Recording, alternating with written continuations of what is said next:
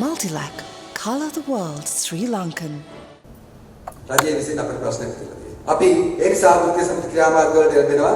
අපි අද දවල් 12 ඉඳගෙන අපිට වැඩ කිරීම පටන් ගන්නවා. අපිට වැඩ කරනවා කියලා කියන්නේ ක්‍රමානුකූලව ක්‍රමක්‍රමයෙන් පද්ධතිය බෙදවැටීම සිදු කරනවා. ඒක වර්ජනයක් නෙවෙයි. හැබැයි අපි අපිට වැඩ කරන්න ගත්තයින් පස්සේ ඒ ක්‍රියාදාමය තුළ විදුලි බෙදවැටීම සිද්ධ වෙයි. ජනතාව අපහසුතාවයටපත් වෙයි. ක්‍රමානුකූලව පද්ධතිය ටිකෙන් ටික බෙදවැටිලා අපි ඒ විසඳුමක් ලැබුණ නැති වුණොත් වර්ජනයක් දක්වා උනත් මේ අනිවාර්යෙන් වර්ජනයක් දක්වා යන ක්‍රියාදාමයක් බවට මේ වෘත්තීය සමිති අරගලයේපත් වෙනවා. විදුලි මණ්ඩල ඉංජිනේරුවෝ වර්ජනය කරලා තියෙන 1996 අපි 1996න් පස්සේ වර්ජනය කළා නැහැ. අපි එහෙම වර්ජනයන් වලට ලේසියෙන් යන කණ්ඩායමක් නෙවෙයි. අපි වෘත්තිකයෝ, අපි ප්‍රොෆෙෂනල්ස්ලා. ඒ නිසා අපි දන්නවා අපි වර්ජනය කරොත් මේ විදුලි පද්ධතිය සම්පූර්ණයෙන් කඩා වැටෙනවා. රට අකර්මණ්‍ය වෙනවා. විදුලිය නැති වෙලා දවසක් යනකොට රටේ ජනතාවට වතුර නැති වෙනවා. රෝහල් පද්ධතිය අකර්මණ්‍ය වෙනවා. ලෙඩ මැරෙයි. හැබැයි මේ සියලුම දේවල් වල වගකීම මේ දූෂිත ගනුදෙනු හරහා මේ විදුලි බල මණ්ඩලය සහ විදුලි බල ශේෂ්ත්‍රය අර්බුද වලට එන්නේ. ඒ බලධාරීන් සහ නිලධාරීන් වගකීම බාර ගන්න ඕනේ. ඒ වගේම ඒ බලධාරීන් නිලධාරීන් පත් කරලා මේ අමාත්‍යාංශයෙන් සහ විදුලි මණ්ඩලයට රජය ඒ වගකීම බාර ගන්න. එයා අදහස් කරන මොකක්ද මේ දූෂිත ගනුදෙනු කියලා එක අනේ සම්බන්ධයෙන් අපිට ඔය NFP කියන්නේ ඒක අපි දන්නේ නැහැ. දැන් අපිට සුද්ධ දැනුමේ බලාගන්න කොටස් කිරීම සම්බන්ධයෙන් ඒකවල ප්‍රධානම මේ වර්ධනයේ ඔබතුමාලගේ මේයි අපේ ඇත්තටම ස්ථාවරයක් අපේ තියෙනවා. නමුත් මේ වෙලාවේ අපේ ස්ථාවරය මොකද්ද කියලා කියන්න බෑ. ඒතෝ ඒ සඳහා නඩු කීපයක්ම දාලා තියෙනවා. මේ වෙලාවේ නඩුවක් යන මොහොතකදී ඒ සම්බන්ධව මම හිතන්නේ අපි ප්‍රකාශයක් කරන එක හරි නෑ. එහෙනම් අපි නඩුවෙන් එන තීන්දුවක් දිහා බලමු. නඩුව දැන් ඒගොල්ලොත් නඩුවක් දාලා තිනවා. රටේ අනිත් මිනිස්සුත් නඩුව දාලා තිනවා. ඒ හින්දා නඩුව එන විදිහට නඩුවෙන් එන තීන්දුව අනුව අපි බලමු මොකද්ද වෙන්නේ කියලා. ඒතර අපි මම හිතන්නේ ඒ සම්බන්ධ ප්‍රකාශ කිරීම මම හිතන්නේ ඒකට එන සදාචාර නැහැ කියන එක. ඔව් කියන්නේ විදුලි මණ්ඩලය වැඩ ගන්න තමයි ඔය ඉස්සරහ කරන්නේ. සම්බන්ධ. දැන් මේකට සියලු දෙනා සියලු පාට රජේ පාටපා ප්‍රජාත් කරනවා. ඒ ඔබතුමාලා මුගලහලා මේ තාම ඔබතුමාලා නෑ අදහසක් තියෙනවා ඉන්න. මේක 1996 නොරචෝලේ ඉන්නේ 96ද? නෑ 2010. ඊට පස්සේ පවර් ප්ලාන්ට් එකක්වත් ආවේ නෑ ලංකාවට. හරි? එතකොට අපි කලින් කිව්වා වාගේ ඉතුරු වෙන්නේ ඉමර්ජන්සි පවර් ගන්න විතරයි. පවර් ප්ලාන්ට් ආවේ නැති වුණාම ලෝ කොස්ට් පවර් ප්ලාන්ට් ගේන්න මේ රජය වග කියන්න ඕනේ. ඒක මිලදී ගන්න විදිහ ටෙන්ඩර්ද ස්විස් චැලෙන්ජ්ද ප්‍රීඩිටර්මයින් රේට් එකක්ද ගවර්න්මන්ට් ටු ගවර්න්මන්ට්ද කියන එක මිලදී ගැනීමේ බලය තියෙන උදවිය තීන්දුව කළ යුතුයි. අද වෙනකොට අපි දන්නා විදිහට මිලදී ගැනීමේ බලය තියෙන්නේ 20 වෙනි සංශෝධනයත් එක්ක කැබිනට් මණ්ඩලයට. ඒක කැබිනට් මණ්ඩලයේ මිලදී ගැනීම කළොත් ඒක නීත්‍යානුකූල නැද්ද කියලා කැමති උදවිය ඒක තේරුම් කරගන්න. ඒක දැන් උසාවි ගිහිල්ලා තියෙනවානේ. ඒක අපිට අදාළ නැහැ. හැබැයි අඩු වේදම් බලාගාර ආයුතුමයි නැත්තම් මේ රට විනාශ වෙනවා. ඒක තමයි සභාපතිතුමාගේ දවසින් දවස මේක විනාශයට ලක් වෙනවා කියලා. මේ බලාගාර ටෙන්ඩර් කරන්න ඕනේ අපි පණසේ විදියට. එහෙම නැත්නම් ආණ්ඩුව ගෙනත් දෙන්න ඕන වෙන විදිහකට අපිට මේව ගෙනත් දෙනවා නම් අපිට තියෙන නිලධාරි විදියට ඔය කොහොම හරි එනේ. කොහොම හරි කියන්නේ ඒකේ විදි තියෙනවා වරින් වර ආණ්ඩුව තීන්දුව කරන විදි. හරි? එමෙත වල්බూరు විදිහට නෙමෙයි. කොහොම හරි ආණ්ඩුව තීන්දුව කරන විදිහට ගෙනහම අපිට තියෙන්නේ නිලධාරි විදියට ඒක දුවන්න. එහෙනම් තියෙන්නේ. එතකොට ඒ කටයුතු ඒ උදවිය කරගත්තාම ඒකේ නීත්‍යානුකූලභාවය නැතිභාවය උදව් කරගත්තා. අපේ මතය ඒකයි. ලෝකස් ජෙනරේෂන් එක ඕනම නැත්තම් ගොඩ යන්න බෑ. දැන් මේක මේ ඩ්‍රයිව් කරන්නේ මේක ස්ට්‍රයික් කරලා නවත්තලා ඊගාවට ඉමර්ජන්සි පවර් යන්නේ. ඔයගොල්ලෝ බලන්න තව මාර්ච් ඔප්‍රේට් යනකොට ඉමර්ජන්සි පවර් ගන්න නැති කියලා මේක දුවන්න බෑ කියලා. දැන් අද නොරචෝලි ප්ලාන්ට් එක නැතුවම ලයිට් කපනවා. දැන් වතුර ටික බැස්සම තව ටික දවසක් යනකොට පවර් ප්ලාන්ට් නැහැනේ. ආවේ නැහැනේ. දැන් අවුරුදු දෙකක් තිස්සේ මේ රජයේ පත්‍රලා අවුරුදු දෙකක් තිස්සේ ඩිසෙන් ප්ලාන්ට් එකක් ආවේ නැහැනේ. විවිධාකාර දේවල් වල රැවටුණා මිසක්. එතකොට මේ පවර් ප්ලාන්ට් එක හදන්න තියෙන අවුරුදු 3ක් අඩුම ගානේ. එතකොට මේ අපිට සිද්ධ වෙන්නේ මේ කාගේ සල්ලිද අපි මේ වේදන් කරන්නේ කියලා හිතලා බලන්න. ඔයගොල්ලන්ගේ සල්ලි, අපේ සල්ලි, මිනිස්සු දාඩි මාංශිකේ වල සල්ලි. යන්තම් මොන හරි කියලා පිටරට මොන හරි පටවල හොයන ඩොලර් ටික ඒකෙන් තෙල් ගෙනලා දුවනවා ඉමර්ජන්සි දුවනවා ඒක තමයි කරන්නේ. ඉතින් ඕක තමයි අවසානයේ ඒක මතය ඇත්තටම. මොකද පොඩ්ඩක් ඉන්න අර ඍජුමතයක් නැති තේනවා මම මේ ඕගොල්ලෝ දැන් ඕගොල්ලෝ අදහස මොකද දැන් මේ රටේ 1997 ඉඳලා බලාගාර ප්‍රයිවට් සෙක්ටර් එකකින් කරන්නේ. ඒක දන්නවනේ? ඕන තරම් ප්‍රයිවට් බලාගාර තියෙනවා. ඒ කියන්නේ IPP ඉන්ඩිපෙන්ඩන්ට් ප්‍රයිවට්. ඒ වගේ යුගදානෙම කියන්නේ අපිට දෙන IPP එකක්. ඒක හරියට පැහැදිලිද ඔයගොල්ලෝ? ඔව් අපිට අයිතියක් නෙමෙයි. ඒක IPP එකක්. ඉතින් IPP එක ෂෙයාර්ස් විකුණන එක අපිට අදාළ නැහැ. මේ හොඳටම ගත්තොත් කැලිනිස් AES කැලිනිස් කියන්නේ ඇමරිකාවේ බලාගාරයක්. අවුරුදු 15ක් දිව්වා. අවුරුදු 15ක් මේ රටේ දිව්වා. ඊට පස්සේ ඒගොල්ලෝ ජපාන් වලට දොස් විකුණලා තියෙනවා. ඉතින් ඒක ප්‍රශ්නයක් නෑ නේ. ඒක හරියට දැන් හොටෙල් එක ඔටාරා මැදිනිය කරේ. ඊට පස්සේ ඒක සොෆ්ට්ලොජි දොස් වලදී ගත්තා. ඒක මේ රටේ නීතිය. ඒතකොට IPP එකක් රජීය දෙයක් නෙමෙයි ඒක. ප්‍රයිවට් සෙක්ටර් එකක් ෂෙයා හෝල්ඩින් වෙනස් වෙන්න පුළුවන්. ඒක මම හිතන්නේ නීතියමය ප්‍රශ්නයක් නෑ. තේරුණාද මම කියන්නේ? අපේ ඒක රජයේ වුණ ලක්ෂපාන නම් යස් ලක්ෂපාන ජල විභාගයද ජාතික සමගාමී. අරක IPP එකක්. ඒ IPP එකේ ෂෙයා 140ක් කාට හරි දෙන එක. රටේ නීතියට අනුව මම නම් හිතන්නේ නැහැ ගැටලුවක් කියලා. අපි ගන්න එකෙන් විදුලිය බිල් ගන්න විතරයි කරන්නේ. අපේ දෙන power purchase agreement අනුගතව විදුලි බිල් ගන්නේ පමණයි කරන්නේ. ඒකේ මැනේජ්මන්ට් ඔක්කොම IPP independent properties. ඒ වුණතරම් ප්ලාන් 25ක් කොච්චර තිබ්බද මේ රටේ? ඔක්කොම IPP. ඒ ඉස්සරහට යන රොච්චෝලෙත් ඒගොල්ලෝ හදන්නේ ඒකත් IPP කරන්නේ. ඒකට කිසිම ටෙන්ඩරයක් නැහැ, කිසිම අනුමැතියක් නැහැ. ඒක මේ ගැන කතා කරන්න බොහෝ දේවල් තියෙනවා අපි නඩුවෙන් පස්සේ කියන්න. නැත්නම් බොහෝ කාරණා තියෙනවා. මේ බොරු මිනිස්සු රවට්ටන එකේ බොහෝ කාරණා තියෙනවා. අපි ඒවා කියන්නම් මේ නඩුවෙන් පස්සේ මොකද නඩුවෙන් වලට අගතියක් වෙනවා කියන එක අපිට තේරෙනවානේ. අපි මේ ඒකනේ සීනියර් මිනිස්සු විදිහට අපි මේ රටේ මිනිස්සුනේ. ඒකයි දෙන්නේ. එතනින් එන උත්තරත් ඒක මොකද මේ ප්ලාන්ට් එකේ යුගදන ප්ලාන්ට් එක අවුරුදු 10ක් වෙලා දැන් දුවන්න පටන් ගන්න හදුවේ LNG වලට. අන්තිමට LNG ගේන දවසට මේ රටේ LNG වලට අප්ඩේට් එකයි තියෙන්නේ. මේ බලාගාර තව අවුරුදු 10කින් CB එකට 15කින් CB එක බාර දෙන බලාගාරයක්. මොන මේ ගන්නු මොන මේක කෙරුවත් CB එකට බාර දෙය යුතුයි. එතන ඉඳගෙන තමයි ඒක කරන්නේ. හරි. ඔබතුමාට පැහැදිලි ඇති. IPP එක කොටස් විකිනීම අපිට ප්‍රශ්නයක් වෙන්න කොහොමද කියලා අපිට තේරෙන්නේ. මොහොත සරල දෙයක් මම. ඒක අපිට අදාළ නැහැ නේ. දැන් මම පාන් ගන්නවා බේකරි එකට ගිහිල්ලා. මට ඕනේ පාන් විතරයි. පාන් බේකරි එකේ ස්ට්‍රක්චර් එක මට අදාළ නැහැ. අපි කරන්නේ පාන් ගන්නවා වගේ විදුලි බිල දී ගන්නවා. ඒක ට්‍රෙෂරි එකයි ඒක ප්‍රශ්නයක් කරා. ඒක කරන්නේ ෆයිනෑන්ෂල් ඩිවිෂන් එකක්. හා? ඒක අපි දන්නේ නැහැ. මොකද ඒක නඩුවෙන් ගින්නේ. ඒක නඩු තියෙනවා. ඒ වුණාට මැඩම් නොරොච්චෝලෙත් අපිට ඔහොම න්යාමයි. අපි දුකේ ඉන්නකොට යුද්ධ කාලේ අපිට විදියු නැතු ඉන්නකොට නොරොච්චෝල අපිට ඉන්නකෝල් කරේ නැහැ. චීන රජය අපිට සහන අයත් දීලා ඒක අපි අමාරුවෙන් හදාගත්තා. ඒකට කොච්චරනම් බැන්නද මම ඉදා කිව්වා මොකද දැන් අපි නොරොච්චෝල වයින් නැහැ දැන් ඉන්නේ ෆීල් බයින්. නොරොච්චෝල ටෙන්ඩර් කෝල් කරලා ගත්ත එකක් නෙවෙයි. ඉතින් මේක ඉන්වෙස්ට්මන්ට් කියන්නේ මොකද්ද? ටෙන්ඩරින් කියන්නේ මොකද්ද කියලා හඳුනගන්න රටට. ඒක තේරුම් ගන්නට ඕගොල්ලොත් අපිට උදව් කරන්න. දැන් කොහොමද අන්තිමට මොකද වෙන්නේ? මෙතුමා කිව්වා වගේ ඉමර්ජන්සි පව ගන්නකොට කවුරුත් සද්ද නැහැ. මෙගොට් 150ක් මේ දිගටම ගත්තා. පස්සේ අවුරුදු 4 ගිය අවුරුද්ද එක ගත්තේ නැහැ කොවිඩ් හින්දා. මොකද කොවිඩ් හින්දා ප්‍රොඩක්ෂන් එක අඩු වුණා. ඒතකොට රටේ අපි ගෙදර හිටිය කට්ටිය මතකද? work from home, lockdown. ඒතකොට ඩිමාන්ඩ් එක අඩු වුණා. ඒ හින්දා විසක නැත්තම් මේ අවුරුද්දක අනිවාර්යෙන්ම ඉමර්ජන්සි ගන්නවා. මේ රටක ඔයගේ ලොකු තීන්දුව ලොකු බලාගන්න. ඉතින් බලන්න මහවැලි එකත් එන්න කෝල් කරේ නේද? අවුරුදු 6 මහතුරේ රජෙන් මහවැලි එන්න කෝල් කරේ. ඒකයි මම කිව්වේ ටෙන්ඩරින්ම නෙමෙයි එකම ක්‍රමය මෙලදී ගන්න. ස්විස් චැලෙන්ජ් කියලා තියෙනවා. දැන් අපි CB එකේ සර්විස් කනෙක්ෂන් දෙන්නේ ටෙන්ඩර් කරලා නෙමෙයි රේට් එකක් හදලා. සර්විස් කනෙක්ෂන් එකක් දෙනකොට මෙන්න මේක රේට් එක. කියලා අපි කියන මේ රේට් එක අපිනේ. ඒතර අපි දැන් මෙච්චර කල් අර මොනවාද රිනියුබල් එනර්ජි ගත්තා. ඒවා රේට් එක හැදුවේ අපි. මේ විශේෂඥයන්ට ඒක හදාගන්න බෑ නේද? විහිළුවක් මේක මොකටද ඉගෙන ගත්තේ? ඒක හදන්නේ. ආයතනට පාඩම් වෙන්න මිනිස්සුන්ට පාඩම් වෙන්න ව්‍යාපාරය ඒක කරන්න ඕනේ කළ යුතුයි මේ රටේ මිනිස්සු. මම කියන්නේ අපි ඒ ගැන පැහැදිලි කරා. ඒතර නඩුවක් ඉඳන් අපි ඩීටේල් යන්නේ නැහැ.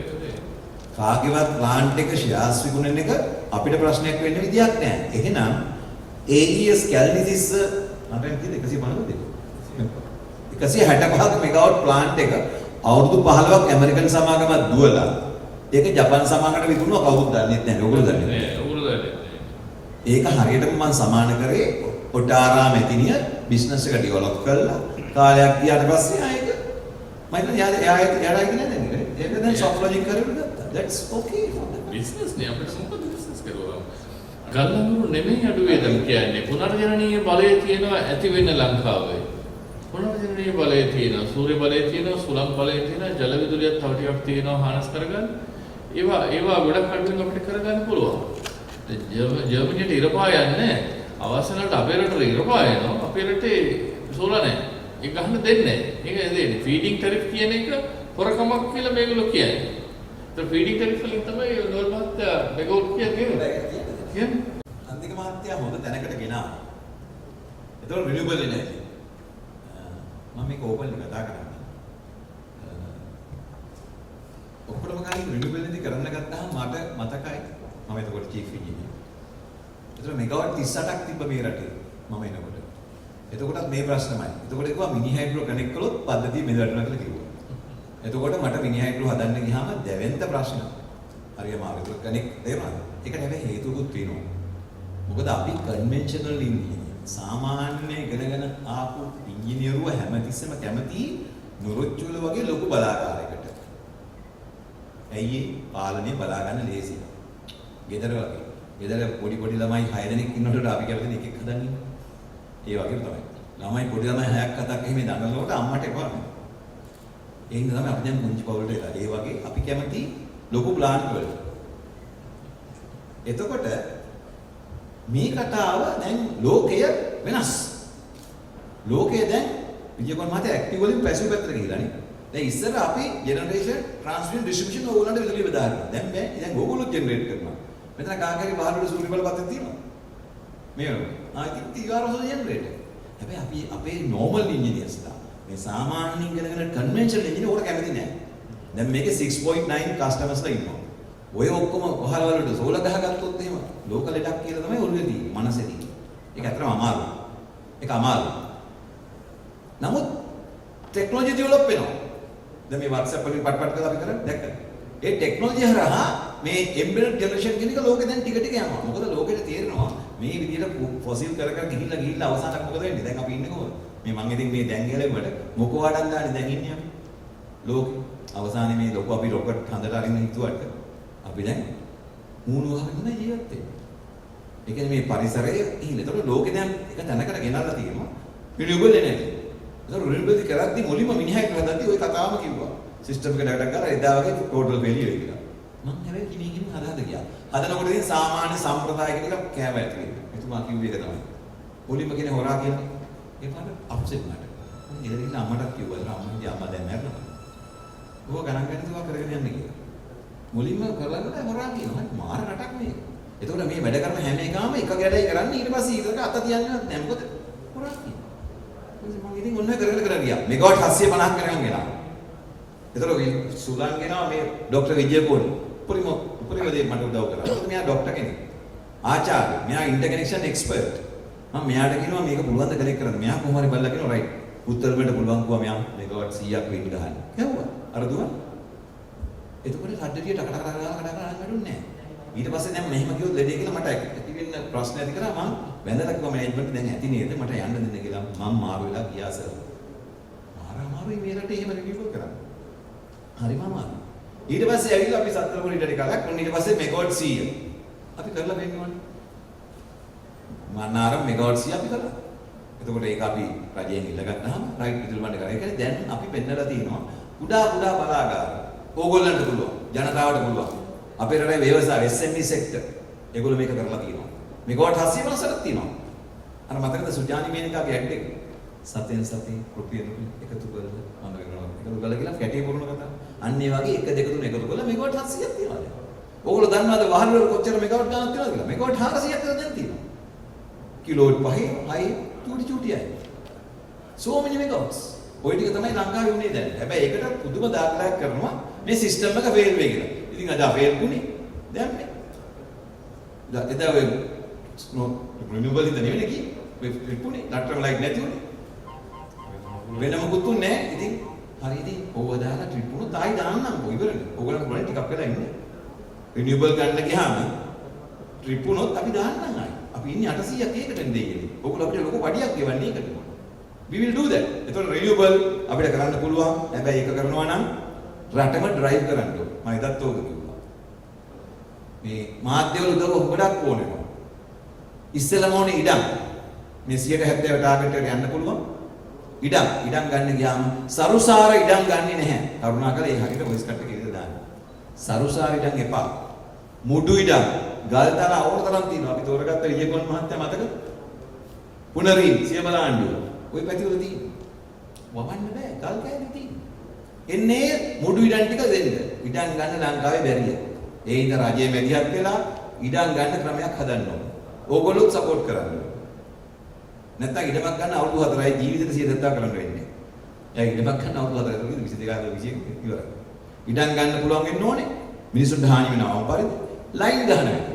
ඔය ට්‍රාන්ස්මිෂන් ලයින් ගන්න කියලා ලේසි වැඩක් නෙවෙයි. මම එදත් කිව්වා මගේ මාධ්‍ය සාකච්ඡාවේ මම කැමති නැහැ මගේ වහලට යනකොට ලයින් නැහැ. මේ කවුරුත් කැමති නැහැ. එහෙනම් මම ඔයාලට කියන එක වැරදි. ඒ හින්දා අපි බලන්න ඕනේ මිනිසුන්ට වෙන හානිය අවම පරිදි ලයින් ටික ගන්න. ලයින් ගන්නකොට ජනතා හානිය අවම වෙන්න ඕනේ. අනික ඒගොල්ලන්ට කම්පෙන්සේෂන් ගෙවනවා නම් රුපියල් 2-3 දීලා හරියන්නේ නැහැ. මේ රට වෙනුවෙන් ඉඩම පූජා කරන්නේ. අර අපි වෙනුවෙන් අපි වගේ ලොකු කැම්පේන් එකක් කරන්න ඕනේ. ඔයාව රිප්ලේස් කරනවා නම් අපේ පර්ටිනන්ට් රිසර්ච් චේර්මන් සර් හැමතිස්සෙම කියනවා රිප්ලේස්මන්ට් කොස්ට් එක දෙන්න ඕනේ. යාට නිසි ගෞරවය, නිසි ප්‍රයිස් එක දෙන්න ඕනේ. ලයින් එකක් ගහලා ඔයා ගෙදර යනකොට කොහොමද යන්නේ? මං අවුරුදු ගාන අපේ ගියක් හදාගන්න අපිට ජීවිත කාලෙම ගත වෙනවා. නේද? අපි එක ගියන්නේ හද. නේද? 55 කට ගියේ හදේ. ඉතින් ඊගෙන් මම වෙලුවා මාරඩ. කරුණාකරලා ඒගොල්ලන්ට රිසර්වල් එක දෙන්න අපි යනවා. ඒකට ලයින් එකක් ගහද්දි අවම හානිය වෙනකම් වෙන්න ඕනේ. හානියක් වෙනවා නම් හොඳ කොස්ට් එකක් දුන්නොත් මිනිස්සු යනවා. ඔය දැන් පාරවල් ලොක් කරේ අපි හයිවේ ගියහම ඒගොල්ලෝ හොඳ ලොකු කම්පෙන්සේෂන් එකක් ගෙවනවා. අපිට තාම ඒක නැහැ. විදුලි බණ්ඩවලේ ලයින් ගහද්දි හොඳ කම්පෙන්සේෂන් දුන්නොත් මිනිස්සු අපිට උදව් කරයි. ඒ හින්දා ජනතාව මේ ඔක්කොම කරන්නේ ජනතාවනේ සර්. ජනතා හානිය අවම වෙන්න බෑ නේද? ඒතර ජනතා හානිය අවම වෙන්න ඕනේ. ලයින් ගහද්දි ඒගොල්ලන්ට මොකක් හරි වෙනවා නම් අපි උපරිමයෙන් ඒගොල්ලන්ට සලකන්න ඕනේ. රටේ නීතිය වෙනස් කරන්න මේ වෙන්නේ. එතකොට 170 ගන්න පුළුවන්. මොනවද ඕනේ? මුඩු ඉඩම් ටික දෙන්න, ලයින් ගන්න සපෝට් එක දෙන්න, මාධ්‍ය සපෝට් එක දෙන්න. මම ළඟ ලොකු ප්ලෑන් එකක් තියෙනවා. අපි ඒක ඉස්සරහට ක්‍රියාත්මක කරනවා. අපි රිනියුවල් වලට යන්න. මම උඩ උදාහරණයක් කියන්නම්. 2020 මගේ ෆයිනෑන්ෂල් රිවිව් පර්ෆෝමන්ස් තියෙනවා. රිනියුවල් වල කොස්ට් එක කීයද කියලා ඔයගොල්ලෝ හිතන්නේ? රුපියල් 15.11. 2020 අවුරුද්දම ඇනලයිස් කරාම රිනියුවල් වල කොස්ට් එක 15.11. ඒ කියන්නේ අපේ සෙලින් ප්‍රයිස් වලට වඩා අඩුයි. 16.72යි සෙලින් ප්‍රයිස් එක ඊට අඩුවෙන් තියෙනවා. ගොඩක් අඩුයි. ජල විදුලි රුපියල් 2යි. ඒක ගොඩක්ම කරන්නේ. නොරොච්චෝල මම දැන් රුපියල් 981යි. ඊට පස්සේ රිනියුබල් ඔය තැන් වල කුඩා ඒවා ටික. ඒක ඇවරේජ් කොස්ට් එක 15.11යි. හැබැයි මෙතුමාගේ වගේ තෙල් කීයද? 35යි 28යි ඒකට. මම හිතනවා පැහැදිලි මාර්ගෙට කියනවා. මොනවා රිනියුබල් ගැන තියෙනවා? එතකොට ටෙන්ඩරින්ග් නෙමෙයි කියන එක විස්තර කළේ නේ.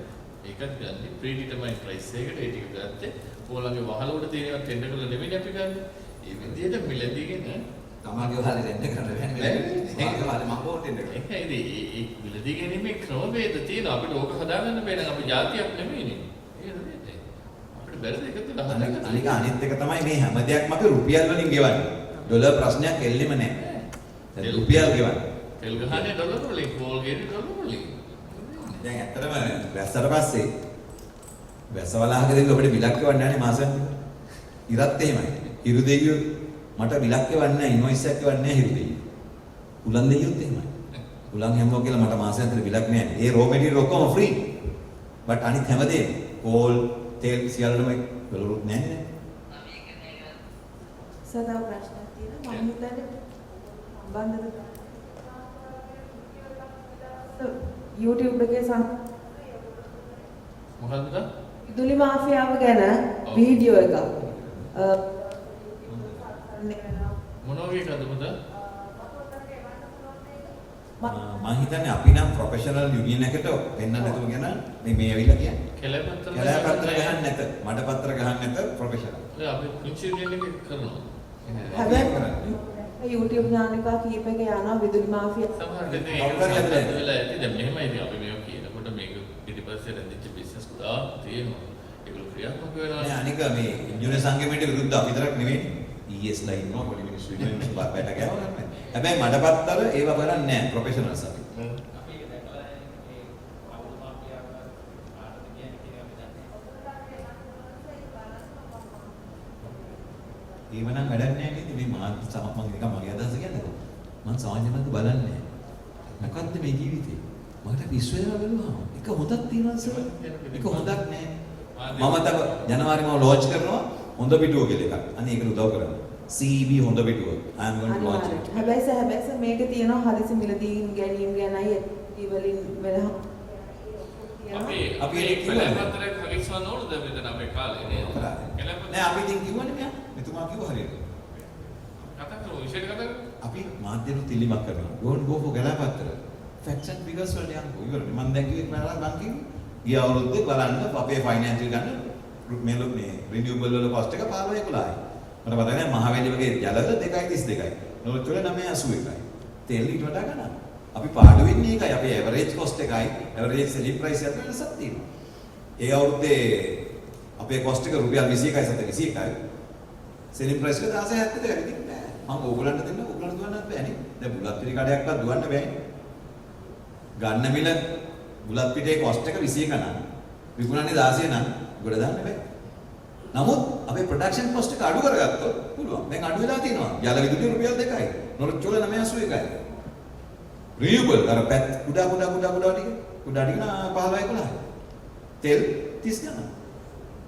තෙල් බිල වැඩි වුණොත් තව ගණන්. තෙල් කියන ඩොලර් නේද දැන් අපිට LC එකක් තෙල් ප්ලාන්ට් එකේ ගණන් වැඩි මොකද දන්නවද? ඉතින් ලෝකේ හොඳම ප්ලාන්ට් එක ගත්තා. තෙල් යුනිට් එක ගණන් යන්නේ ඉදන්නවද? තෙල් ලීටරේ මිල වැඩි වෙච්ච ගමන් නිකම්ම ගණන් යනවා. මොකද ලීටරයකින් මේ වගේ මේක ලීටරයක් කියලා. මේ ලීටරයකින් දල වශයෙන් යුනිට් 4යි හදන්න පුළුවන්. තෙල් කියමු ඩීසල් හරි පෙට්‍රල් ඩීසල් හරි දැවි තෙල් හරි දල වශයෙන් මම කියනවා. මෙන්න මේකෙන් හදන්න පුළුවන් 4යි. ඒතර මේක රුපියල් 100 නම් 25යි. මේක 200 වුණොත් රුපියල් 50යි. The News Reporter. වාරණයෙන් තොර අපක්ෂපාතී වාර්තාකරණය. Multilac.